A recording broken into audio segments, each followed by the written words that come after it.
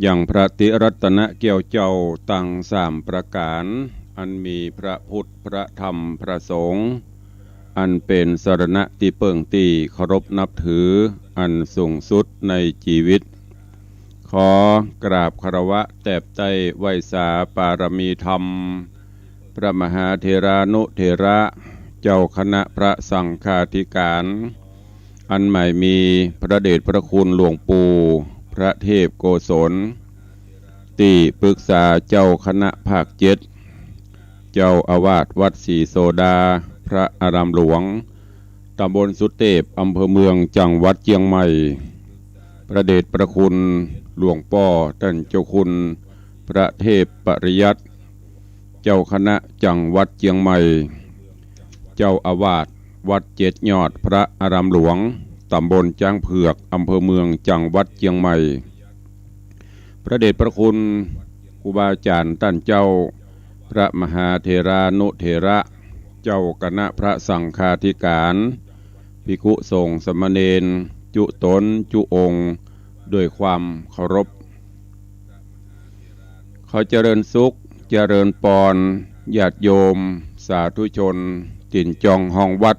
จุหนุ่มเท่าใจยิงก็ขอน้อมต้อนรับทุกท่านเข้าสู่รายการมรดกธรรมกับเมืองทางสถานีวิทยุกระจายเสียงพระพุทธศาสนาคลื่นพระพุทธศาสนาและวัฒนธรรมส่งสัญญาณกระจายเสียงจากสถานีวิทยุวัดฝ่ายหินตำบลสุเทพอำเภอเมืองจังหวัดเชียงใหม่ สถานีวิทยุวัดหนองกายตำบลสันปะยางอำเภอแม่แตงจังหวัดเชียงใหม่สถานีวิทยุบริการสาธารณะวิทยุ CM77 วิทยุอินเทอร์เน็ตล้านนาสถานีวิทยุพระพุทธศาสนาจังหวัดเชียงรายและสถานีวิทยุคลื่นพระพุทธศาสนาและจริยธรรมวัดพระธาตุเจ้าดอยสุเทพระบบ FM 96.0 เมกะเฮิรตซ์ตลอดจนวิทยุชุมชนเสียงตามสายหอกกระจายข่าวตามวัดตามวาตามหมู่บ้านต่างๆพร้อมกันนี้ก็ขอกราบไหว้สาครูบาอาจารย์ท่านเจ้าและเจริญปอนสาธุชนญาติโยมที่ได้เข้ามาติดตามรับชมรับฟังกันอยู่ทางหน้าจอ Facebook ไลฟ์สดของสถานีมรดกธรรมวัดวังสิงห์คำของ104ธรรมีของวัดฝ่ายหินของวัดพระธาตุเจ้าดอยสุเทพตลอดจนของครูบาอาจารย์ท่านเจ้าและสาธุชน FC แฟนรายการทุกท่านที่ได้เข้ามาแล้ว ก็ได้แชร์บุญด้วยการกดแชร์1แชร์1บุญกดแชร์บุญเผยแพร่ธรรมะไปยังกลุ่มเพื่อนๆในกลุ่ม Facebook ไลฟ์เพื่อที่จะได้ฟังน้ำฟังธรรมกันอย่างทั่วถึงต้นรายการวันนี้ก็ได้เปิดเพลงน้อมลำลึกถึงปกครูเพลงคือปกครูไวยพจน์เพชรสุพรรณซึ่งเป็นนักร้องนักฮ้องอมตะที่ได้สูญเสียชีวิตไปก็เป็นการน้อมอะไรดวงวิญญาณเป็นตัวเองแล้วก็ปากันวันนี้อากาศก็จะเย็นน้อยประกอบกับต่างท้องฟ้าก็จะครึ้มก็คงจะมีจะเป็นเมฆฝนกะหรือจะเป็นหมอกควันกะนี่มันก็ยังวิเคราะห์ไปอยู่ว่านี่อึมครึมวันนี้ก็ยังคึมอยู่ถ้าจะบวกกันตึงเมฆฟ้าตึงหมอกควันในช่วงนี้เพิ่นก็เริ่มแล้วเนอะ ประกาศงดเผาขยะงดเผาในที่โล่งแจ้งต่างๆก็ขอความร่วมมือตัวเองเพราะว่าในปัจจุบันนี้ อากาศที่เราหายใจเข้าไปก็มีสปะสปันบ่ว่าจะเป็นต่างฝุ่นละอองก็ดีหรือต่างโรคระบาดก็ตามเพราะนั้นก็คือมันเบาบางไปจะได้ที่เราจะช่วยกันได้ก็ช่วยกันไปเนอะวันนี้ก็ขอให้เป็นวันแห่งความสุขของทุกท่านเนอะวันนี้เป็นวันสุดท้ายของสัปดาห์แล้วปีใหม่เข้ามาก็จะได้เดือนละวันนี้เป็นวันเกิดของผู้ใดก็ขอให้มีความสุขมีความเจริญสำเร็จผลเหมือนกันทุกคนเนอะเข้าสู่รายการวันนี้ก่อนที่จะได้ฟังน้ำฟังธรรมก็ขอตักตายครูบาอาจารย์ก็ดีญาติโยมก็ตามที่ได้เข้ามาติดตามทางหน้าจอ Facebook ไลฟ์กันก่อนแล้วก็เดียวก็ก้อยไปพบไปปะพี่น้องที่ฟังต่างบ้านต่างจองที่ฟังต่างสถานีวิทยุกันก่อนเนาะเจริญปอนต้อนรับคุณโยมจรัญสุธาจากดอยแต้นพระผาหลวงคุณโยมลักษณะเกียรติดีสาธุเจ้าเจริญปอนเนอะเจริญปอนพี่หมอมัทนาอัมพันธ์ไวยสาเจ้าหลวงพ่อพระครูเจริญปอนคุณโยมยายเพลินเปื้อนเกษตรกราบไวยสาตุลุงเจ้าฟังเพลงไวยพจน์นึกถึงตอนเป็นละอ่อนเนี่ยมาได้หลายอย่างนะเอาฟังเพลงก็ย้อนอดีตไปตัวเพลงสมัยเก่าๆนี่จะฟังก็ม่วนเจริญปอนคุณโยมชนจันทร์ซอนคำกราบสาธุเจ้า นอกจากนั้นก็ขอเจริญปอนคุณโยมวาลีอินทกูลกราบไว้สาเจ้าถวายการต้อนรับท่านเจ้าตุปีสมพรทิตะโสพโนนอกจากนั้นก็มีขอเจริญปอนต้อนรับปเลี้ยงธนวัฒน์แม่เลี้ยงทัดพิชาสุสิงคำปเลี้ยงบอกว่ากราบไว้สายามเจ้าตีนฟ้ายกดีใจที่ได้ฟังน้ำฟังธรรมแล้วก็ตื่นมามีลมหายใจอยู่ก็ต่อสู้กันต่อไปหุ่นเกี่ยวเจ้าสามประการรักษาเนอสาธุเจริญปอนกันเจ้าทุปีสมพรทิตะโสพโนกราบไว้สาครับท่านพระครู ก็ไว้สาเช่นเดียวกันเนอคุณโยมอัมพลรัตาพอเลี้ยงบอกว่าเจ้าไว้สาเนอตุลุงในวังดูแลสุขภาพตัวเนอก็เช่นเดียวกันเนอต่างญาติโยมก็ดีต่างพอเลี้ยงไปเลี้ยงก็ตามดูแลสุขภาพตัวอากาศมันแปรปรวนโยมพลอยใจดีกราบไหว้สาเจ้าข้าสาธุเจริญปอนไม่มีอะไรที่แน่นอนแม้แต่จิตใจของเรากำลังรับชมอยู่ของทุกเจ้า ก็ขอบคุณทุกท่านที่ได้เข้ามาติดตามรับชมรับฟังทางหน้า Facebook ไลฟ์อยู่ในขณะนี้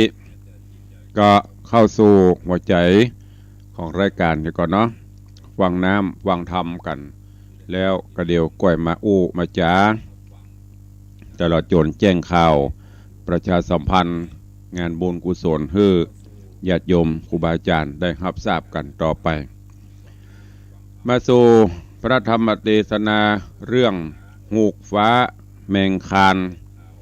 ได้เทศนามาเกิ่งแล้วเนอะก็เข้ามาสู่ยังผูกทวนตี7ว่าเกินนำขึ้นมาได้หน่อยละเรื่องราวในตอนที่แล้วก็มาถึงที่โพธิสัตว์เจ้าแมงคานแล้วก็ตังรามะหลังจากที่ได้ไปถึงเมืองแถนล้อแถนหวานได้ไปพบไปปะกับสาวงามเมืองแถนโดยเฉพาะหูกฟ้าก็ไปพบไปปะกับปทุมมาวดีเจ้ารามะก็ไปปะกับนางกันธาละม้ามณีกากเกี้ยวไว้ จนกระทั่งม้าตายจากไปพอจะเดินทางไปเมืองตะไลพรหมมาถึงที่มัดม้าไว้ปรากฏว่าม้าโดนไฟไหม้เพราะว่ามัดไว้ใกล้กองไฟสุมไฟดังไฟไว้ด้วยจุดประสงค์ก็คือกลัวม้าจะหนาวในภาคดึกๆก็ปรากฏว่าที่ไหนได้ลมกระโชกลมโชยมาปัดเอาไฟลามเข้าไปหาม้าจะหนีก็หนีไม่ได้เพราะเปิ้นเอาเชือกเล็กเอาโซ่มัดล่ามไว้สุดท้ายม้าก็ตายเมื่อมาถึงม้าตายไปถึงสองก็ตกใจเกิดทุกขเวทนาขึ้นเนี่ยลูกเฮาเพราะกิเลสตัณหากามราคะเขาครอบงำจึงได้เกิดเรื่องราวจะเยอะขึ้นเนี่ยจะได้เนี่ยจะไปตั้งหน้าจะไปหาที่ไปหาภริยาที่เมืองตะไลพรหมปุ่นจะได้ไปนี่เกิดความตุกข์ขึ้นโมนางสาวในเมืองแถนก็ป้ากันคิดค้นหาวิธีการต่างๆที่จะนำปลาหรือว่าที่จะไปส่งถึงสองเพื่อไปถึงยังเมืองตะไลพรหมเพื่อไปติดตามหาพรหมจารีสุดท้ายสาวงามทั้งหลายก็ปากันไปส่งจนกระทั่งไปถึงที่ยังเมืองตะไลพรหมพอไปหันหมู่สาวเมืองตะไลพรหมก็ถามเช่นเดียวกันเนี้ย แล้วก็ได้อูจาปาใส่กันตักตายต้อนรับกันก็ใจจื้นใจบานขึ้นมาแหมน้อยว่าเฮาได้มาถึงที่ถึงตังจากนั้นถึงสองคือหกฟ้าแมงคานแล้วก็รามะก็พอไปถึงก็ปากันสอดเอวก่อนก็ไปหันผาศาสตร์แก้ววิมานคำอันมีรัศมีรุ่งเรืองไรสว่างสวัยเป็นที่เจริญหูเจริญตาก็ไปพบไปปะกับสาวงามตั้งหลายถึงสองก็ได้อูได้จ๋าแล้วก็เตียวไปจนไปปะไปพบใส่ยังพระฤาษีก็จวนกันถึงสองในจวนกันเข้าไปนบกราบใบปฤาษีขอฝากเนื้อฝากตัวเพื่อได้สั่งสอนสิบประกุลมนต์ยำต่างๆแล้วก็อารัมภบทเรื่องราวว่าถึงสองเนี่ยมาจากไหนไปที่ไหนให้ฤาษีฟังเรื่องราวของ หูกฟ้าแมงคานจะเป็นจะใดหลังจากที่โพธิสัตว์เจ้าหูกฟ้าและก็รามะไปพบไปปะปฤาษีจะแนะนำวิธีจะใดหรือเรื่องราวจะเป็นจะใดขอนิมนต์และเจริญปอนเจิญญาติโยมสาธุชนทั้งหลายได้ติดตามรับชมรับฟังพระธรรมเทศนาปื้นเมืองเหนือในเรื่องหูกฟ้าแมงคานในตอนต่อไปแล้วท้ายรายการก็จะได้มาพบปะตักตายครูบาอาจารย์ทั้งหน้าเฟซไลฟ์แล้วก็หน้าจอออนหน้าไมค์อันเป็นรายการตั้งใต้ต่อไปณโอกาสบัดนี้ นะโมตัสสะภะคะวะโตอะระหะโตสัมมาสัมพุทธัสสะสัทธโวฟังลาโสตุจันนาสัพปุริสะตังลายตั้งยิงและใจม้วนโมที่ใจปากันอยู่ทอมทาดาฟังยังรัสธรรมเทศนา หูกฟ้าแมงคานลำดับการมาแถมแล้วเราขอเจิญศรัทธาต่างหลายหนุ่มเทาจูงตั้งจิตใจเราทอมทานอดดาฟังต่อไปไปหนานี้และหนาตาปะโสในกาละยามนันส่วนอันว่าพระราศีธรรมก็จะกำงามตอบถอยว่าดูรา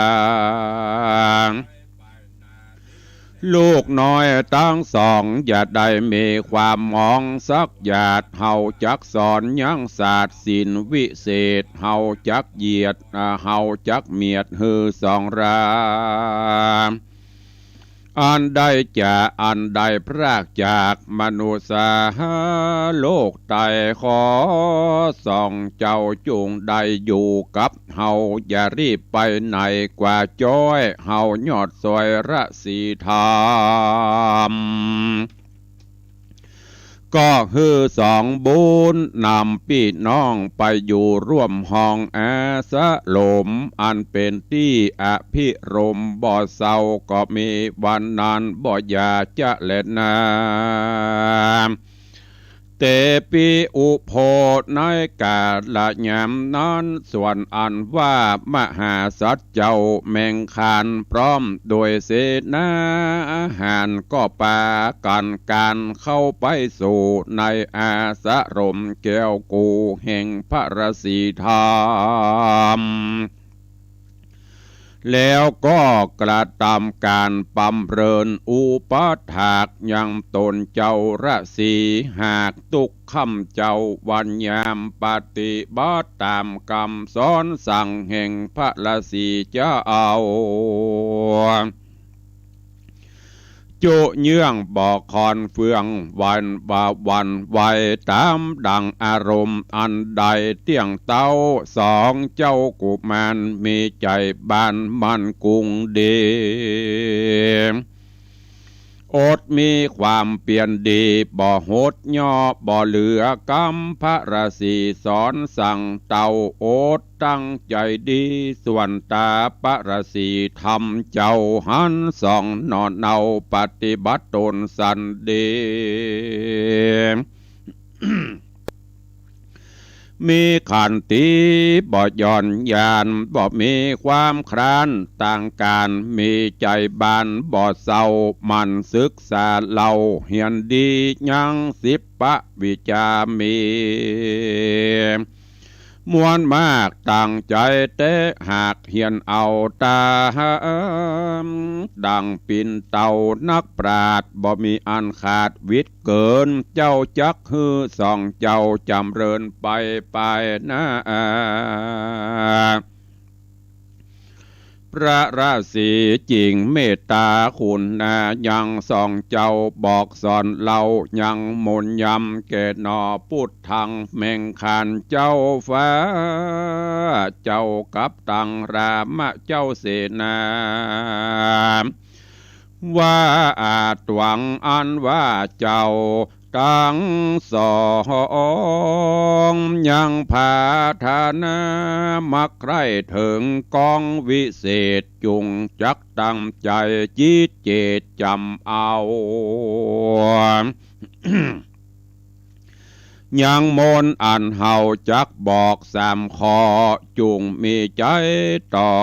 ฟังไปแล้วจำเอาไว้ฮืบมันมนบทหนึ่งนั่นใส่พระแก่นไทยรศีธรรมบอกมนยำวิเศษว่าสองเจ้าจุงตั้งจิตเจตฟังเอาอันหนึ่งเฮได้ อันหนึ่งเฮได้ตีงัวสามปันสี่ตีนมันยันอยู่บอดใดเต้าลมไข่ลองของลองมนโบดทวนสองฮือมนปูนไว้เหนือมือแล้วฮือเป่ากันไผ่มักใคร่ข้ายังเฮามันผู้นั้นก็จักตายเต็มว่ามีหลายสันใดก็จุงอย่าได้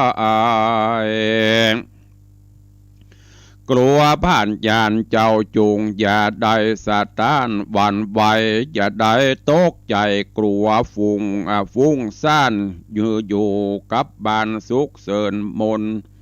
เฮืออยู่กับบ้านสุขเสริญมนบททวนสามเฮือจะเอาได้มันจำเลินแล้วมนน้ำสุยนาและตบหัวแล้วนำตัวเหาะสานขึ้นอากาศสะยองยัวลิญาดหลับตาโคนยามนอนคนตั้งหลายบ่มีภัยหันตัวเจ้าได้มนตั้งหลายนี้กูป้อโป่งปันเมียดไว้ฮือแก่สองนอดไทยบุตรตาแล้วพระละสีก็บอกเป็นกระทาฮือไว้ว่าฮือสองเจ้าได้จำเริญอย่าขาดสายก็จักหายยังตุกโศกละได้พ้นจากโรคภัยมารดังนี้ว่าทูเรสันโตปะกาเสนติหิมะวันโตวะปัปปตาอาสันเตธานาติสันติรัตติงคิตตายะทาสราสาหุตัสสะมริญาหังสันนิวาโสสัทธาสุโขอัตตัสสะเนนะปาลานังนิจจังเมวาสุขีสิญาดังนี้แล้วกันว่าพระราศีแก้วบอกไข่ปานยังส่องจำทันเจ้าฟ้าก็จำเริญเหียนเอายังมนวิเศษสามอันก็มีว่านอนและนาเอวังวุเตกันว่าพระละสีธรรมบอกปันมนแล้วก็มอบปันยังดาบดำเกี่ยวธนูใจพร้อมกับเกือกเกี้ยวใส่วิเศษตั้งกงจักเสงแก้วเตดพองไรสีว่าเจ้าจุงเอาไว้ภาพหมู่มารผีให้ยามเมื่อเจ้าต้องภายโลกสากลว่าอันยามนั้นนอตัสปนแมงคานกับเจ้าเสนาหารหากยื่นโซจริงนบขาบเจ้าตาปะสาวาคาแด่พระราศีเป็นเจ้าข้าลูกเต่าต่างสองได้เหียนหูยังกองมนตะไลเปดดังอาคมวิเศษมนย้ำจากตนทะรงธรรมเป็นเจ้าบ่เต้าแต่นั้นและเล่าตนป้อเจ้ายังมอบปันของสำคัญอันวิเศษอันจักใดป้องกันยังอาเปตมนยาผู้ฆ่าตั้งสองม่อนไทยขอน้อมกราบไหว้เจ้าปอระสีตนมีมหากรุณาอเนกอนันตาบ่อาจสังขยาอ่านนับใดผู้ข้าตั้งสองจักจำชื่อไว้บ่ลืมลงแล้วหนอพระตัดสะปนจริงไว้สาธรรมพระราศีเจ้าธรรมปัญหามนเล่าตั้งสามเพื่อเฮือหายยังความสลังสังกาว่าข้าแด่พระราศีตนเกียวได้บอกปันยังคอแล้วยังคอสิปา ผู้ข้ายังกังขาบอดแล้วคอต้านตนแก้วจุงไข่ปาน ยังความในแห่งปัญหาฮือผู้ขาตั้งสองฟังพ้องแดดเตอะว่าอันตะตาในกาละยามนอนตาปะเสีส่วนอันว่าพระราศีแก้วไทยจริงได้แก้เตสนายังปัญหาข้อเก่าว่าฮือเจ้าตีงัวได้สามปานนะ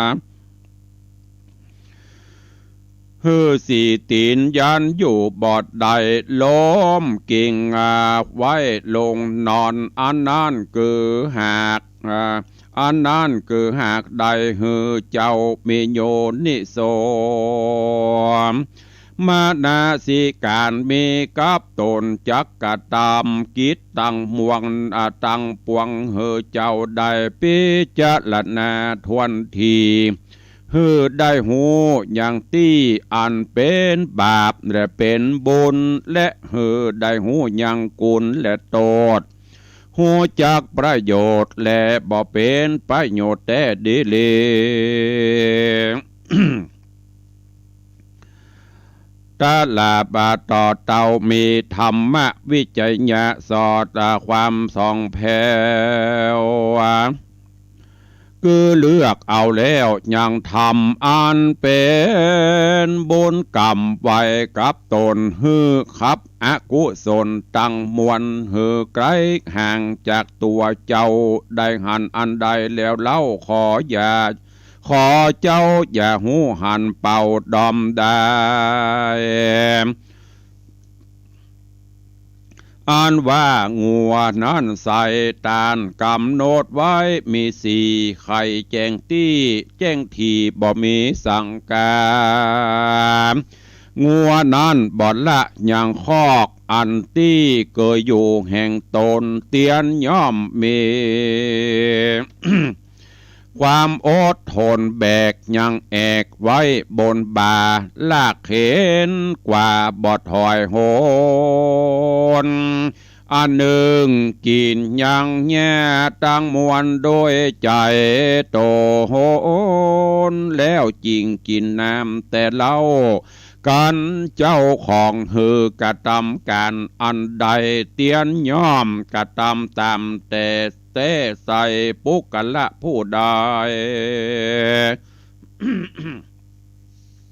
เกิดมาในมนุษย์สัตว์โลกบ่ละยังเวลาโอกาสฮือกากาดไปได้พิจารณาพออัตตากายแห่งตนว่าเกิดมาเป็นคนในโลกทุกสุขโศกโศกาอุปาจิตวากันว่าเกิดมาแล้วนิรุตชันติเตียนย่อมกาดแก้วหายไปโอป่าไม้เหมือนดังงัวบ่ละหนีจากคอกเก่าเหตุดังอันโยคาวัจละเจ้าทั้งหลาย ยิ่งได้กฎหมายสมาตานเอายังศีลธรรมอันเจียงคานไว้มันไว้แล้วฮือผ่องแผ้วหมดสายดังงัวเอาแลกลากใส่ไปนั่นแหละตลาบเถิงตี้ยังปุกกะลาโพจักตั้งตนตัวฮือปราศจากความมืดมัวบาปเศร้าเมื่อหับเอาคำสั่งสอนแห่งพ่อแม่เจ้านักปราชญ์เจ้าอาจารย์หากได้ไข่ขานบอกกล่าวนบน้อมแนวตั้งใจฟังก็อุปมาดังหัวกินแย่หากจอมกว่าเล่มไป ตามเปิ้งใจและอิ่มแล้วก็กินอย่างน้ำนั่นแหละนาสาปุริสาเจ้าตั้งหลายตั้งมวลหากตั้งใจตนฮับเอาทำกรรมสอนสั่งแห่งพ่อแม่และคนฝูงเท่าแก่อาจารย์ บ่ปัสสะหานเก่งกล้าเป็นผู้ตั้งหน้าฟังกรรมสั่งสอนเตใส่อุปมาดังงัวตัวกระตำคำสอนแห่งเจ้าของหากฝึกบ่ขี้คร้านย่านกลัวยังการงานจะเล่นนาตาน้อยกาละนอนอันว่ามหาสัจเจ้าได้ยินกำเล่าไขเถิงยังปัญหาการข้อเก่าดังพระราศีเจ้าหักกล่าวย้ำนั้นสองนอดดาวก็โจมบานกล่าวกำสาธุการยินดีกับพระราศีเจ้าแล้วก็ถามยังปัญหาเล่าทวนสองแถมเล่ายามนานพระราศีเจ้าจริงไขสารว่าการฮื้อมนยังต้นปูนตั้งไว้เนื้อมือแล้วฮื้อเป่าคือว่าฮื้อแบ่งยังเข้าฮื้อแบ่งยังเข้าของปูนไว้เปะปูนไว้เป็นสี่ส่วนแล้วเก็บเมียดไว้ส่วนอันที่หนึ่งเลี้ยงต้องใส่ปอควร เข้าของจักเตี้ยงเต่าเพราะว่าเข้าของนั้นหูจักใจปอประมาณส่วนที่สองนั้นนะฮือได้กะตำบุญหยาดน้ำหมายตานไปอย่าขาดเพื่อเป็นบุญฝากไว้กับตัวส่วนที่สามฮือหอมยับใบเก็บใบอย่าฮือได้วิดขาดอย่าเมื่อเป็นพญาติใครพญาถูกกะญาแห่งเจ้าเอาจักบ่อไรแยกอับโยนส่วนที่สี่นั้นฮือเอาเลี้ยงพ่อแม่แห่งตน อย่าได้อย่าละขว้างไปในจุงยกไว้บนหัวปฏิบัติปัดโปยังพ่อแม่สองเท่าอย่าละฮืออยู่โศกเศร้าดอมได้เพราะบนพ่อแม่มีหลายโบตาลูกคนใดบ่เนละกูนหิหาเข้าของอันใดก็มั่งมูลตุ้นเต้าบ่มีวิตขาดในภาวะญาตินี้ก็บ่อับโยนการมังจากอัตตาตนแตกมังไปสู่ขอกขังปละโลกาก็เตียงจักได้เกิดเป็นเทวบุตรเทวดาตนวิเศษในห้องเลิศเมืองสวรรค์ส่วนกรรมว่ากันเขาโป่งไข่คาก็เขานั้นหากจักตายกรรมว่าการเข่าปองไข้คราก็เขานั้นหากจักตายตามกฎหมายกล่าวไว้ว่าความกรรมกี้ใจดำมีใจอาธรรมมักต่างบาปมักคำราบราวีสัตในโลกีโลกใดอันว่าธรรมกรรมนี้การเกิดแก่จิตใจคนผู้ใดโปกะละยิ่งใจในโลกเตียนยอมหือใดทุกโศกเศร้าโศกาเป็นไฟปาละเอาไม่ผู้กะละผู้นั้นสายเตียนยอมตายจากความดีอันว่าอันกรรมว่าเต็มว่าเปิ้นมีหลายสันดานก็อย่าได้กลัวผ่านยานจูงอย่าได้สะท้านหวั่นไหว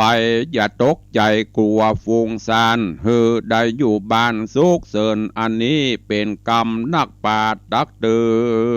อนว่าฮือเป็นคนมีจิตใจเตี้ยงตั้งมันมีความเปลี่ยนรอดกลันบลาถอยนี้ เป็นคนมีขันติธรรมเตียงมันบ่หลีกเลี่ยงยังกิจกรรมดังพระจอมธรรมเทศนาเป็นบาลีกถาวากะญิราเจกะญิราเทนังทัลลหะเมนัง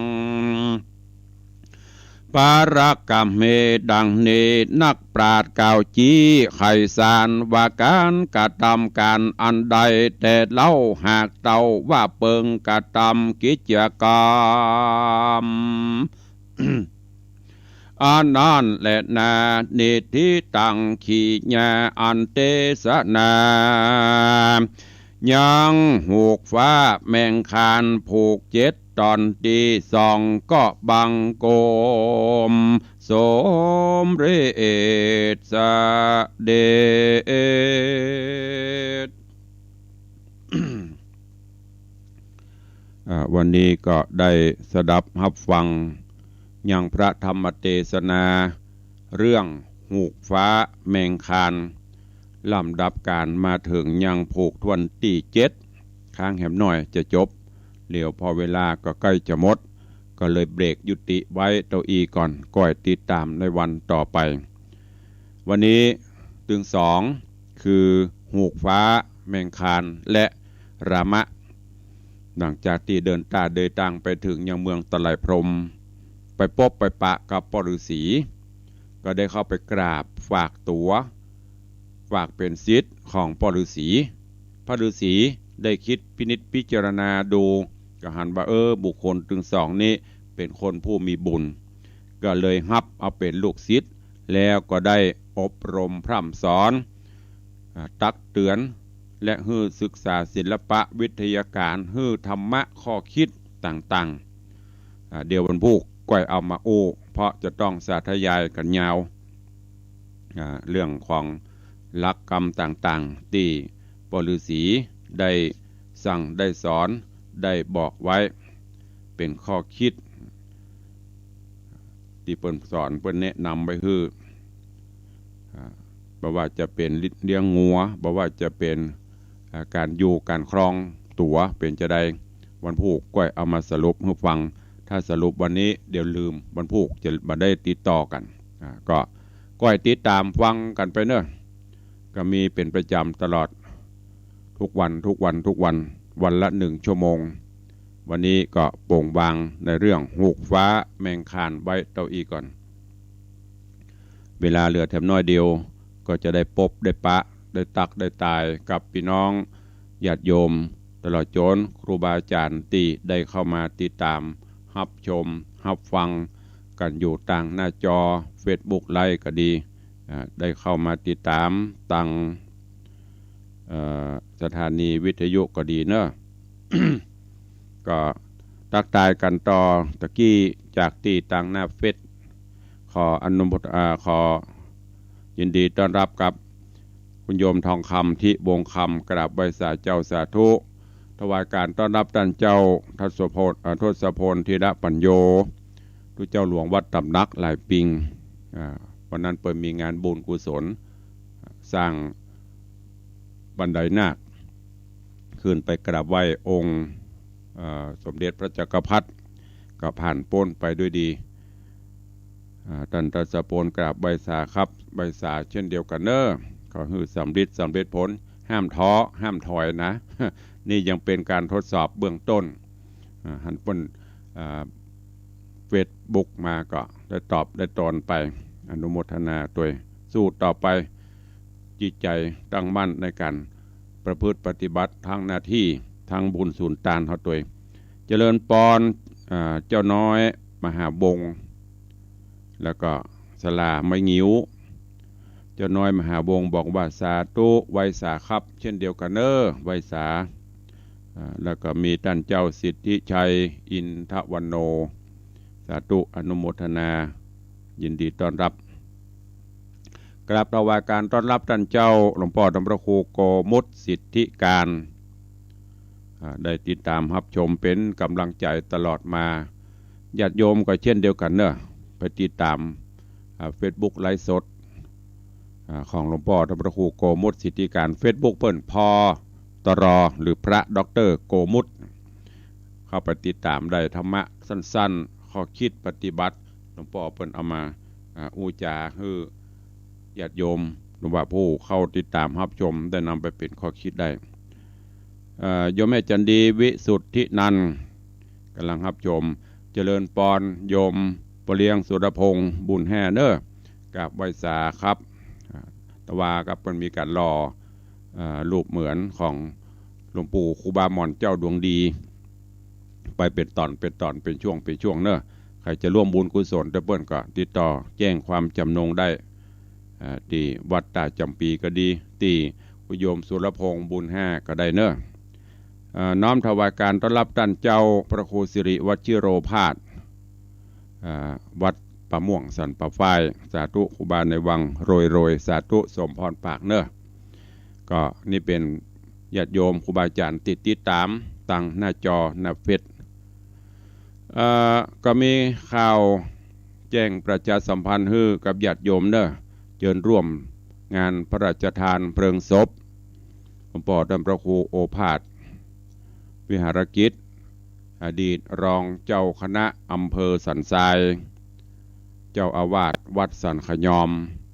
ซึ่งได้ถึงแก่มรณภาพลงลูกศิษย์ลูกหาได้ตั้งศพบำเพ็ญกุศลไว้แล้วก็จะมีการ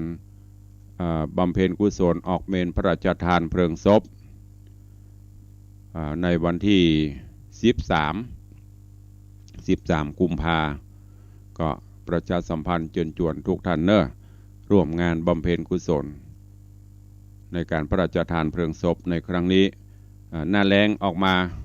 ก็จะเป็นปล่อยล้อปล่อยหลวงหายไปพ่องละกูเตือนนี่โมอีนี่ปล่อยหลวงเดือน4เดือน5เดือน6นี่โอ้ปล่อยหลวงแห่กองทึดเสียงกองเสียงมองต่ำเข้าเสียงตู้เจ้าเทศนาธรรมเป็นเสียงแห่งธรรมะเสียงมงคลเดี๋ยวเสียงกองก็เริ่มดับไปพ่องละเพราะพี่โควิดทำให้กิจต่างๆก็เริ่มทางราชการเปิดก็งดบ่ค่อยให้จัดเพื่อป้องกันแต่แถมประเมินมันก็ต้องเข้าสู่ภาวะปกติเนอะอันนี้ก็แจ้งให้ทุกท่านตัวตุลงมีข่าวบุญของวัดวังสิงคำเนอะมาแจ้งมาบอกมากล่าวมาเล่าเชิญชวนญาติโยมศรัทธาตัวแต่ว่าตั้งคลื่น96ก็ได้เริ่มเป็นปฐมฤกษ์เปิดบุญใหม่บุญอย่างตุลุงก็บุญเจิญญาติโยมสาธุชนตลอดจนครูบาอาจารย์ท่านเจ้าประสงค์องค์เนรเขาตัวเองก็ทางวัดจะได้ดำเนินการก่อสร้างห้องปลดทุกข์ห้องสุขาวดีห้องปลดทุกข์คือห้องสุขาห้องน้ำห้องส้วมที่วัดนี้แบ่งมาสร้างมาเมินละกับบูรณะกันไปก็รู้สึกว่ามันเริ่มจะเสื่อมโทรมที่สำคัญประเด็นนี้ก็คือเวลาเราไปหั่นไปนี่ญาติโยมทั้งหลายห้องนอนบอกว่าตะไดห้องนอนนี่หมอนแกนก็ได้ผ้าห่มผืนนอนไหนก็ได้นอนในรถก็ได้แต่ห้องปลดทุกข์ห้องสุขานี่เป็นที่สำคัญจะต้องสะอาดตัวเวลาไปไหนไปหั่นไปนี่เข้าห้องสุขห้องสุขาห้องน้ำสะอาดนี่โอ้มันบ่งบอกไปหลายอย่างก็มาเกิดว่าโอ้วัดเฮาเป็นวัดพัฒนาตัวอย่างที่มีผลงานดีเด่นห้องน้ำเป็นสิ่งสำคัญตัวถามว่าถึงวันนี้สะอาดก็สะอาดแต่เฮาก็พยายามให้มันสะอาดยิ่งถูกสุขลักษณะก็เลยดำริเตียวไปเตียวมาแต่ก็พอโอ้ยบุบให้ดีกะแผงจะบุบโวยเนอะก็ปัจจัยสำคัญบ่มีก็เลยมาเกิดตะวันนี่ขึ้นไปก็มาจวนบอกบุญญาติโยมไปกล้วยแป่งไปถ้าจะดีก็เลยดำริที่จะสร้างห้องสุขาวดีห้องปลดทุกข์ขึ้นมาใหม่ก็คงจะได้ประมาณ10ห้องเพราะอันเก่ามี12ห้องถ้าแปลงขยายกว้างหน่อยก็จะได้ประมาณ10ห้องหรืออาจจะเป็น15ห้องนี่จะดองวัดดูพื้นที่แถมกรรมขึ้นไปขึ้นมาแปลงตึงเตื้อก็แปลงให้มันงามมันดีมีตังขึ้นมีห้องอย่างคือมันถูกสุขอนามัยสะดวกสบายทั้งญาติโยมผู้พิการการเวลาเปิดมาวัดเอารถเข็นรถอย่างมากก็เข้าได้สะดวก ก็คิดไปคิดมาห้องหนึ่งก็จะตกประมาณ40,000 50,000อย่างมาแปลงตุลุงกระเบื้องบะเดียวนี่กองหนึ่งก็ไปเข้าไปแล้วเป็น300ปุ่นละโถหรือว่าชักโครกอย่างดีหน่อยก็ตกเข้าไปเกือบ10,000ละแล้วก็เขาจะแปลงเป็นห้องอาบน้ำเซตไปในตัวเลยในก็แปลงละก็ตกแล้วห้องหนึ่งประมาณ50,000 บาทแต่ว่าได้เริ่มประชาสัมพันธ์ไปและตัวเก่าบอกเปิ้นตัวเก่าบัตานกับบดีตุลุงก็เลยเป็นเจ้าภาพเก่า1ห้อง50,000 บาทติดตามโดยโยมมหาอรัตนะอุบาสกอุบาสิกาโยมปอเลี้ยงธนวัฒน์แม่เลี้ยงทัดพิชาสุสิงคำก็ร่วมเป็นเจ้าภาพ2ห้อง100,000 บาทอุทิศกุศลให้โยมปออุ้ยหม่อนสิงคำโยมแม่อุ้ยหม่อนสุใจแก้วซึ่งเป็นมาตาปิตาพ่อแม่ผู้บังเกิดเกล้าของปอเลี้ยงธนวัฒน์แม่เลี้ยงทัดพิชาตัวเองแล้วก็มีโยมร้านนาชากาแฟหน้าศาลปกครองร่วมโมทนามา300 บาทแม่อุ้ยมอนจันคำแสงบุญ200 บาทป่อรัดแม่สีนวลชัยทองคำตาไม่อี500 บาทแม่อำพันธ์แตงโสภา500 บาทโยมแม่แสงล่าชัยทิพย์500 บาทโยมพานีโชตจินดามณีอูสีโยนรัตหมองหนองควายหางดง1,000 บาทแล้วก็มีโยมแม่สุภาอุปนันท์บ้านหนองหานสันทราย300 บาทอนุโมทนาบุญขอบคุณตัวเนออันนี้ได้เริ่มปฐมฤกษ์ตะวาวันนี้เลยนำข่าวนี้แจ้งต่าง104เขาตัวแถมก็ฝากฟังไว้ตัวด้วยเวลาเหลือแถมประมาณ 3-4 นาทีจะได้ตักตายพี่น้องศรัทธานาบุญเนอะเดี๋ยวก่อนเนอะไม่ได้เปิดโทรศัพท์เด้อเดี๋ยวบ้านอย่างดักปิงเจ้าชาติแบตแล้วลืมเปิดใครจะอู้จะจ๋าใครจะเอ่ยกับตุลุงรอสกรรมโทรศัพท์กำลังเปิดก็เข้ามาอู้มาจากันได้เนอะ0817836540เข้ามาได้ใครจะอู้จะจ่าตัวตุลุงในยามเจ้าวันนี้เหลือเวลาแถม3-4 นาที5 นาทีจุกที่ไหนตั้งใดเจริญปอนนมัสการฟังเด้อท่านเด้อทุกเป็นกำลังใจยามเจ้าเด้อสาธุครับบุญผูกปารักษาได้ทุกเป็นกำลังใจนะคะสวัสดีค่ะสาธุขอบคุณโยมแม่เลี้ยงทัดปิชาสุสิงคำโอ้ยังกระด้างกระเดึกให้หมดเจริญปอนเข้ามาได้สาธุเจริญปอนไม่ตาครูบาท่านเจ้าวัดตัวเนอ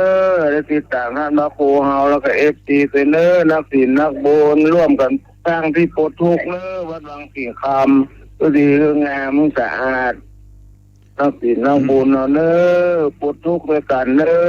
พ้นจากโรคจากภัยทุกสิ่งทุกอย่างไว้สาครับท่านก็ดูแลสุขภาพเนอนักพัฒนาดีเด่นดีเรื่องงามไว้สาครับไว้สาธุอนุโมทนาปเลี้ยงตัวเด้อขอบคุณกยมปเลี้ยงซึ่งก็ได้เชิญชวนญาติธรรมมาตัวห้องปลดทุกข์อย่างที่ตุลุงบอกไปวันก่อนก็บอกมาวัดประเดี๋ยวนี้ห้องพระห้องอย่างนี้คำคัดตะไคมาแผ่ปบจอดรถทำอันตุลุงห้องน้ำมีตันใดครับก็กึดไปกึดมาตะเปิ่นตะเฮาเนาะยามเมื่อมันตุกมันปะโต้มันหน้างิ้วกิ้วขมวดในห้องปลดทุกข์เจริญปอนเจิญญาติโยมตัวสาธุเจริญปอนไปสาธุอันจะตั้งส่งไว้เมื่อไรก็ได้เนาะเมื่อใดก็ได้อุ้ยสาธุอนุโมทนาอุ้ยเนอขอบคุณแม่อุ้ยหม่อนจันคำแสงบุญมันต้องเป็นห่วงเขาแม่อุ้ยถึงหูอยู่เบี้ยยังชีพออกเมื่อไหร่ได้เมื่อนั้น ก็เป็นบุญเป็นกุศลสร้างไปแปลงไปทำไปสายต่อไปเข้ามา0817836540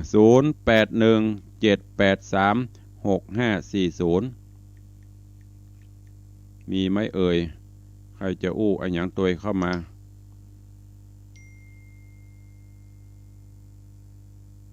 0 อย่า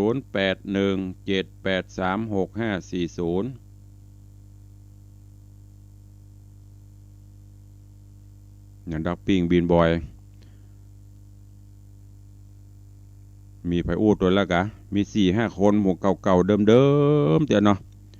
อันหมู่ใหม่ๆตึงมีไผอู้เนาะมีไผอู้กันลากันเนาะห่างเวลาบ่คือ4 นาทียังมีตะยะมันผูกก็บ่ต้องห่างแล้วเนาะผูกก็ว่ากันไปยาวๆเลยไม่มีใครอู้ก็ไม่ต้องห่างเวลาเสียเวลามีใครอู้ก็ฟังเพลงป้อไวโพสสั่งลากันด้วยเวลา1 นาทีถ้าเป็นขึ้น96นี่โละ104นี่ดักปิ้ง